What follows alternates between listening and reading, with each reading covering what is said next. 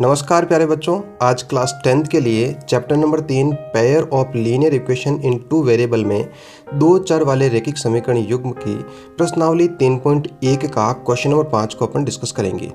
मैं आपको बताऊं बच्चों, ये जो आपकी प्रश्नावली 3.1 जो है वो आपके नए सिलेबस के अनुसार 3.1 है, जबकि जो आपका पिछला सिलेबस था, पिछले वर्ष का जो सिलेबस था उसमें आपकी प्रश्नावली 3.2 हुआ करती थी। ठीक है, तो अब अपन जो भी अपन आगे के जो टॉपिक सॉल्व करेंगे वो आपके नए सिलेबस के अनुसार करेंगे। ठीक है, तो देखते हैं क्वेश्चन नंबर 5 को आपका। तो इसमें बोला गया है एक आयताकार बाग जिसकी लंबाई चौड़ाई से 4 मीटर अधिक है और इसका अर्ध परिमाप जो है वो अपन को 36 मीटर दिया है। बाग की विमाएँ ज्ञात कीजिए। पहले तो मैं आपको बता दूं, जो विमाएँ हैं, विमाएँ का मतलब ये होता है बच्चों, उस बाग की लंबाई और चौड़ाई अपन को ज्ञात करनी है। ठीक है, अब देखो जिस प्रकार वो बता रहा है वैसे अपन कर लेते हैं। जैसे ये आपका आयताकार बाग है, ठीक है, मैं बना देता हूँ, ये इस प्रकार आयताकार बाग है। ठीक है, अपन सबसे पहले इसमें किसी एक को अपन मतलब मान लेते हैं। ठीक है, जैसे इसमें बोला है कि एक आयताकार बाग है जिसकी लंबाई जो है चौड़ाई से 4 मीटर अधिक है। तो जो आगे वाला आपका जो आपको पेरीमीटर दिया हुआ है उसको अपन मान लेते हैं। ठीक है, एज्यूम कर लेते हैं। तो माना इस प्रकार लिख देंगे, माना बाग की चौड़ाई जो है वो अपन ले लेते हैं x मीटर ले लेते हैं। ठीक है बच्चों, अब मुझे बताओ, यदि बाग की चौड़ाई x मीटर है तो लंबाई क्या हो जाएगी? वो बोल रहा है लंबाई जो है वो चौड़ाई से 4 मीटर अधिक है। तो देखो किस प्रकार हो जाएगा, ऐसे लिख दूंगा। तो बाग की लंबाई हो जाएगी बच्चों x + 4 मीटर।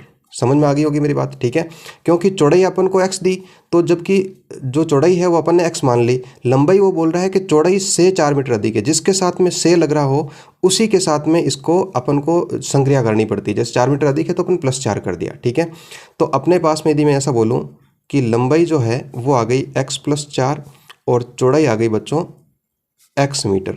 ये बात यहाँ तक समझ में आ गई होगी आपको। ठीक है, अब ये बोल रहा है कि इस अर्ध परिमाप जो आपका आयताकार बाग है उसका अर्ध परिमाप कितना है? 36 मीटर।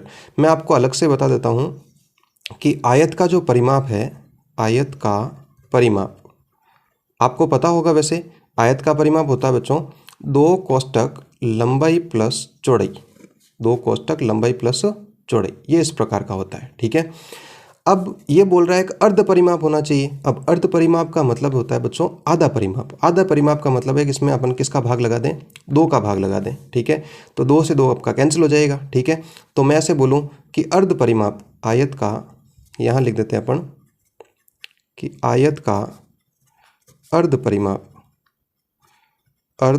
परिमाप, यदि बात करूं अर्ध परिमाप जो है वो कितना यहाँ दे रखा है? 36 मीटर दिया है इसने। ठीक है, अब मुझे बताओ पूरा परिमाप क्या होता है? 2 कोष्ठक लंबाई प्लस चौड़ाई होता है। ठीक है, अब अर्ध परिमाप क्या हो जाएगा? 2 का भाग लगा दो भाई। ठीक है, ये हो जाएगा 36, 2 से 2 आपका कैंसिल हो जाएगा।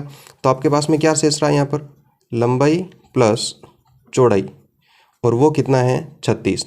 अब अपने पास में लंबाई भी पड़ी है और चौड़ाई भी पड़ी, इसको अपन पुट कर देते हैं। तो लंबाई कितनी है? x + 4 और चौड़ाई कितनी है? x है आपका। ठीक है, तो ये हो जाएगा 36 और x आपके कितने हो जाएंगे? 2x + 4 = 36। 4 को अपन पक्षांतरण कर देते हैं तो ये हो जाएगा बच्चों 2x = 36 - 4 और आपके पास में शेष रहेगा 32। 2x = 32। तो x की वैल्यू कितनी हो जाएगी? x की वैल्यू हो जाएगी बच्चों 32/2 आपका हो जाएगा 16। x की वैल्यू मेरे पास 16 प्राप्त हो गई। अब देखो x की वैल्यू मुझे 16 प्राप्त हो गई, तो x अपन ने किसको एज्यूम किया था? चौड़ाई को एज्यूम किया था। तो चौड़ाई अपनी कितनी हो गई? 16 हो गई। लंबाई की बात करूं तो लंबाई क्या थी? x + 4 थी। तो आपका x की जो वैल्यू है वो 16 है। 16 + 4 कितना हो जाएगा? 20 मीटर। तो आपके पास में जो लंबाई है वो आ गई 20 मीटर और चौड़ाई जो है वो कितनी आ गई आपकी? 16 मीटर। ये आपका इस प्रकार का आंसर हो गया। ठीक है, अब अपन इसको वेरीफाई भी कर सकते हैं। कैसे वेरीफाई कर दें? इसमें अपन को बोला था कि जो लंबाई है वो चौड़ाई से 4 मीटर अधिक है। तो लंबाई कितनी है? 20 है। ठीक है, चौड़ाई कितनी है? 16। तो देखो 16 से 4 मीटर अधिक है या नहीं है? बिल्कुल है। तो आपको इस मेथड से आपको इस क्वेश्चन करना है। ठीक है, एक मेथड और भी होता है जिसमें अपन लंबाई को x और चौड़ाई को y मानकर भी कर सकते हैं। ठीक है, लेकिन वो उसमें प्रतिस्थापन विधि से अपन को करना पड़ेगा। ये आपका इजी मेथड है, इस प्रकार अपन कर सकते हैं। ठीक है, तो ये मैंने आपको अच्छे से समझा दिया है। आपको आशा करता हूँ कि आपको बहुत अच्छे से समझ में आया होगा। ठीक है, यदि वीडियो आपको पसंद आ रहा है, पढ़ाया हुआ आपको समझ में आ रहा है, तो वीडियो को लाइक करें, शेयर करें और चैनल को सब्सक्राइब करें। धन्यवाद।